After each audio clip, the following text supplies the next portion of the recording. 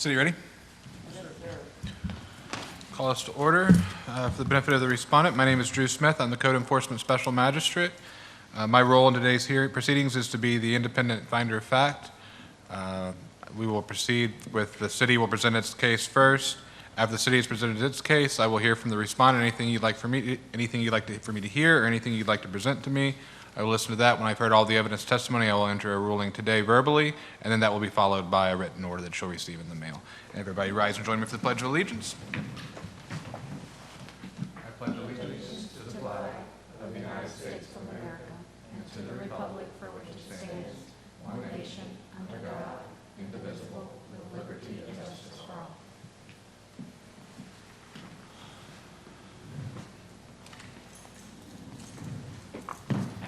Since we have one respondent present, is it the first case by chance? Which case? Oh, It's the second. Second? Do you want to move them up? So we'll hear your case first, sir. And if you'd also raise your right hand, I'll swear everybody in.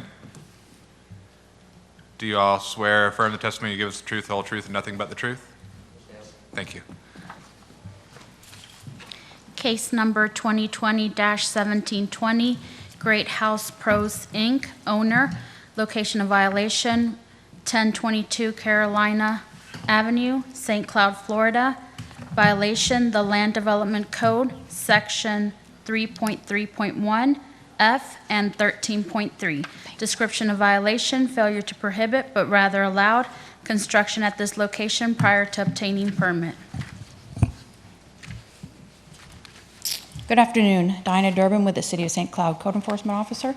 I am presenting this case for the property located at 1022 Carolina Avenue.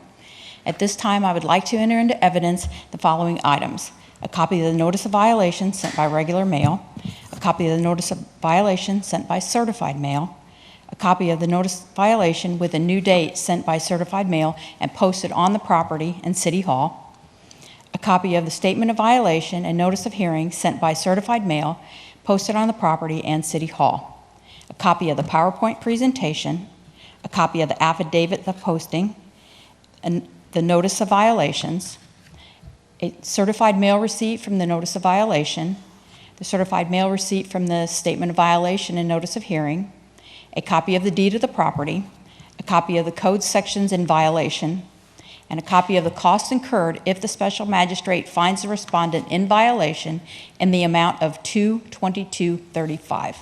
And the respondent is here, and he has his packet. Thank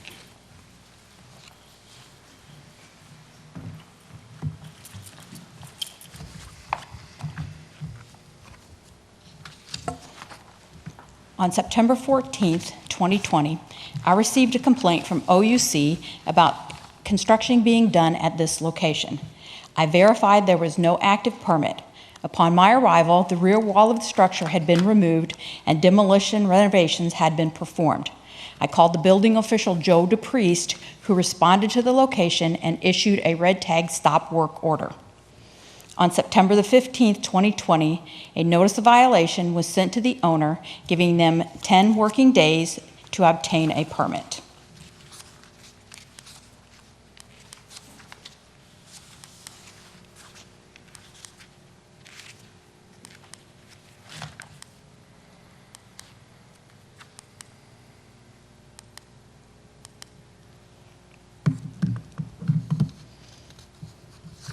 On September 30th, 2020, I verified a permit was not obtained.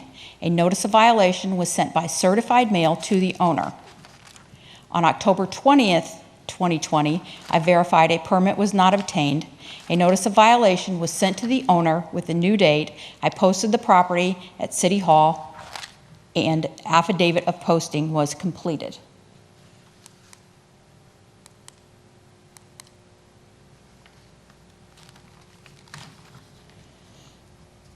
On November 11th, 2020, I spoke to Mr. Kipp, the owner, and he advised that he would obtain a permit by November 30th. On December 14th, I verified the permit was not obtained. On December 14th, 2020, a statement of violation and notice of hearing was sent by certified mail. I posted the property and City Hall, and an affidavit of posting was completed.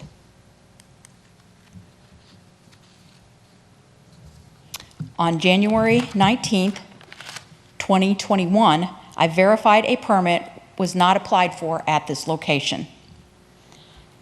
It is the city's recommendation that the respondent be found in violation of demolition renovations on a residential dwelling prior to obtaining the necessary permits required, and to have a permit obtained by January 31st, 2021, or pay a fine of $100 a day until compliance is met.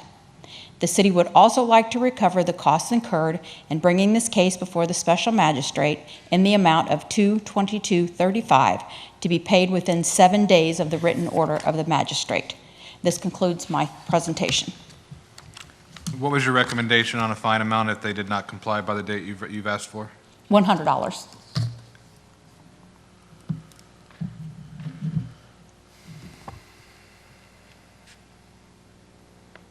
Okay, anything else from the city? No. Sir, if you'd like to approach, you may. And if you have any questions for the code enforcement officer, you can ask those. Otherwise, you can tell me whatever you'd like for me to hear. And if you'd start with your name and relationship to the property, please. Sure. I'm Aubrey Kipp, and I'm owner of Great House Pros, the owner of the property. And everything Officer Durbin said is absolutely true. She's been awesome at trying to help get this property in compliance. I've struggled with some personal matters that really delayed me in getting the permit. But I've been working feverishly since the beginning of the year to get the permit and the plans drawn in particular. I just had this financial difficulty getting a set of plans drawn that were anywhere near reasonable for the property. I did get that confirmed. I'm working with Eamon Walsh of Walsh Construction and have a certified letter from him. We should hopefully have everything submitted for permit and the plans within 10 days. So I was just asking for grace for an additional 10 days to get everything rectified. Okay, well, they've asked for January 31st. Okay. Do you think, I mean, if you're saying 10 days from today, that's cutting pretty close. Yes, sir. I'm inclined to give him a little bit more than 10 days, just if there's any delay. It sounds like he is working forward, and I want to give him the opportunity to do that. Does the city have anything if I go ahead. I would actually give him maybe 30 days because there's a COVID case right now in the building department and they're shut down for 10 days. Good to know. So, Okay.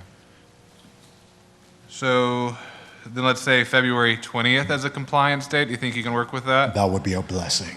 And the city has also asked to recover their costs in bringing the case of $222.35. They've made the case, they're entitled to recover their costs. Yes, sir. But you've mentioned already in your presentation that maybe some of the delay has been financial difficulty. And Yes, sir. I know and I think the city too, would like to see the violation cured. Would that $222.35 create a hardship that would make it even harder to get this done? I'm going to award it to them, but I'm willing to give more time for you to pay that. I'd like to see the violation cured. Sure. And then if you need like another 30 days beyond that to pay that, if that would help you, let me know what works for you, and I will work with you if it's reasonable. I can have both the 222 and the permit all completed within 30 days. Okay, so then I will make that due on February 20th as well then. Wonderful. And so that is my order. I will find the violation does exist. Order the respondent to cure the violation by submitting permit application by February 20th, 2021. Also order that fees and costs be paid to the city in the amount of $222.35, also to be paid by February 20th, 2021. Yes, sir. And you will receive a written order to that effect, and it will also include in there how to make that payment when you get to it. Wonderful. Thank you. And that's fine. That was going to be my next question. How do I make the payment? But if It I will be receive actually in that- the order. We'll have the instructions there. Yep. All right. I thank you for the grace from the magistrate. I appreciate it. Thank you, sir. Thank you. Officer, thank you. Case number 2020-1664, COLLAZO Corporation owner, location of violation, Hamlin Avenue, St. Cloud, Florida. Violation, St. Cloud City Code, Section 24-162A and 36-38A, Description of violation, failure to prohibit, but rather allowed the grass weeds to be over the height of 8 inches and accumulation of solid waste at this location. Good afternoon. Alex Miller, Code Enforcement Officer for the City of St. Cloud. I'm presenting the case for the property located on Hamlin Avenue. At this time, I would like to enter into evidence the following items. Copy of the courtesy notice sent by regular mail, copies of the notice of violation sent by regular mail, copies of the notice of violation sent by certified mail, copy of the statement of violation and notice of hearing sent by certified mail, copy of the PowerPoint presentation, affidavits of postings, evidence of mailings, copy of the code sections in violation, a copy of the deed to the property, and a copy of the cost incurred if the magistrate finds the respondent in violation in the amount of $251.80. The respondent is not here. Thank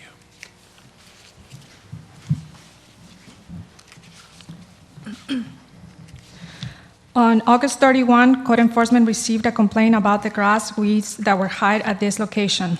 On August 31st, 2020, I verified that the grass weeds were over the height of 8 inches and in violation. On September 1st, a courtesy notice was sent by regular mail to the owner and authorized agent to correct the violation within 10 working days. On September 17, a reinspection was performed and verified that the property was still in violation. On September 21st, a notice of violation was sent by regular mail to the owner and authorized agent to correct the violation within 10 working days.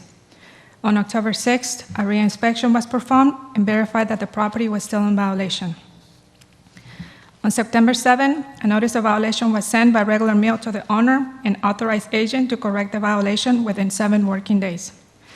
On October 21st, a reinspection was performed, and I observed the property now had a couch, tires, paint buckets, a television, and other miscellaneous items lying around the property, and verified that the grass and weeds violation was not corrected. On October 28th, a notice of violation, including the new added violation of accumulation of solid waste trash, was sent by regular mail to the owner and authorized agent to correct the violations within 7 working days. On November 4th, a reinspection was performed and verified that the property was still in violation of having high grass and weeds and accumulation of solid waste trash, and 7 photos were taken. Slow down.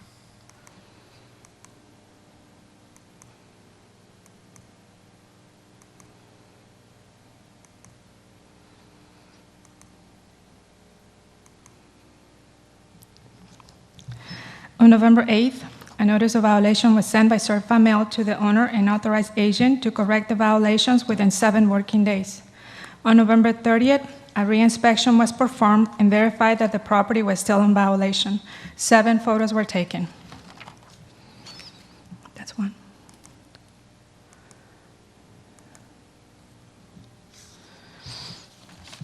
On December 1st, a notice of violation was sent by regular mail to the owner and authorized agent to correct the violations. I posted the property in City Hall, did an affidavit of posting, and 1 photo was taken.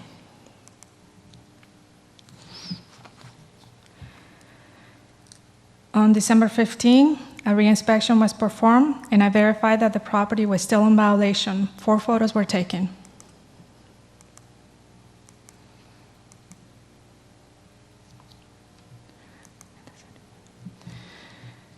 On December 23rd, a statement of violation and notice of hearing was sent by certified mail to the owner and authorized agent. I posted the property in City Hall and did an affidavit of posting, and 1 photo was taken.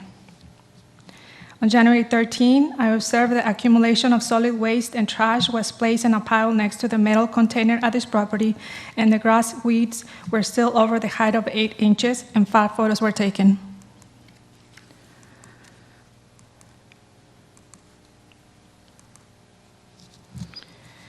It is the city's recommendation that the respondent be found in violation of not properly maintaining the property to where grass and weeds is over the height of 8 inches and allowing accumulation of solid waste, trash at this location.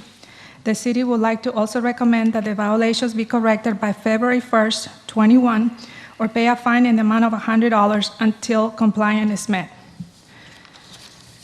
The city also like to request that the cost incurred in bringing this case before the magistrate in the amount of $251.80 to be paid within 7 days of the written order by the special magistrate. And this concludes my presentation.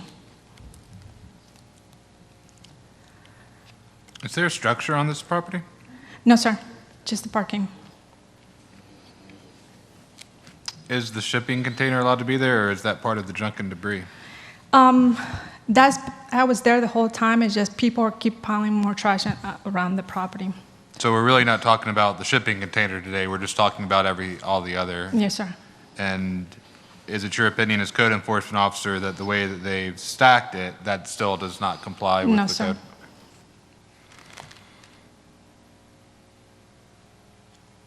Have you heard anything from the property owner? No, sir.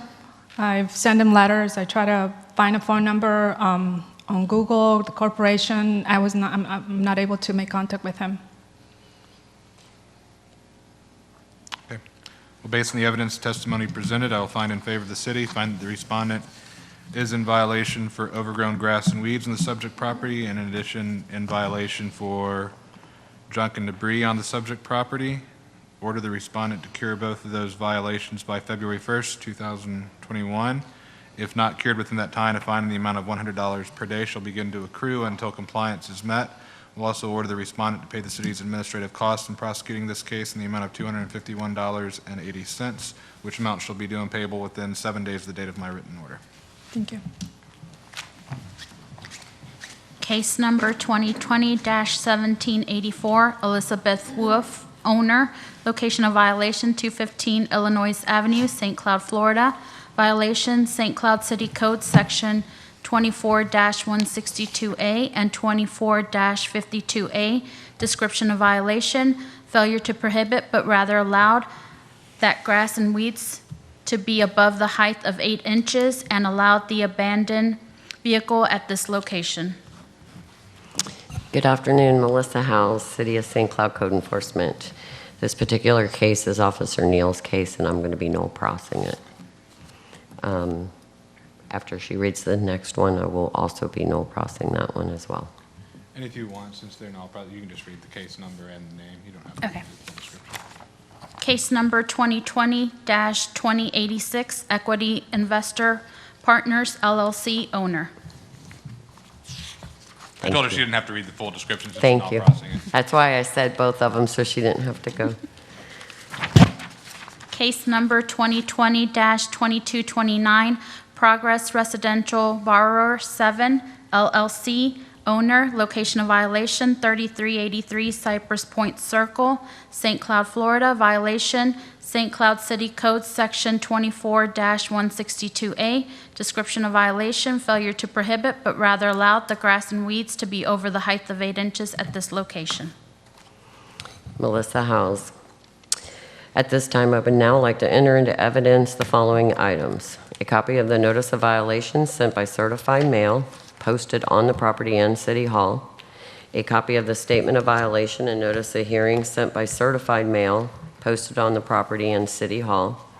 Copy of the PowerPoint presentation, affidavit of postings, evidence of mailings, the code sections in violation of, a copy of the deed to the property, and a copy of the cost incurred if the magistrate finds the respondent in violation in the amount of $224.80, and the respondent is not here.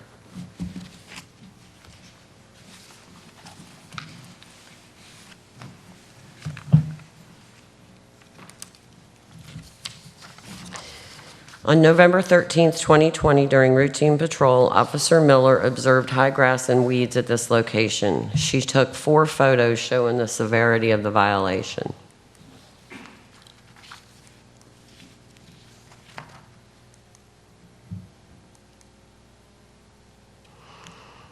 On November 19th, I sent out a notice of violation by certified mail to the owner of record and the registered agent for the corporation. I posted the property and City Hall. I did an affidavit of posting, and I took 3 photos.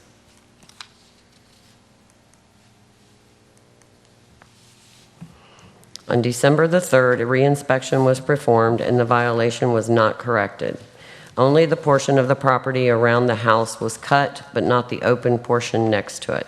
7 photos were taken showing non-compliance. So is this one lot that I'm looking at in these? It's actually one parcel.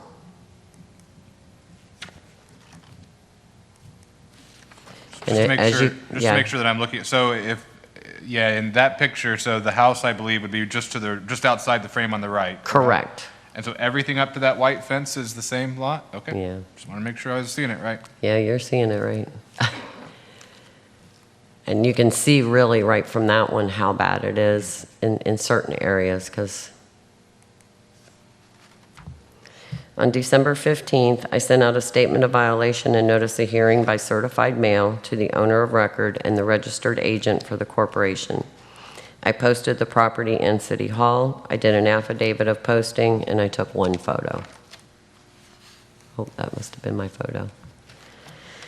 On December 23rd, while I was on vacation, I received an email from an employee for the owner of the property stating that the violation had now been corrected. They weren't aware that they owned the entire portion. On December the 30th, I had Officer Miller verify compliance and pick up my posting.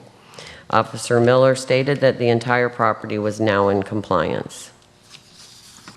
It is the city's recommendation that the respondent be found in violation of having high grass and weeds over a height of 8 inches by the time specified at this location.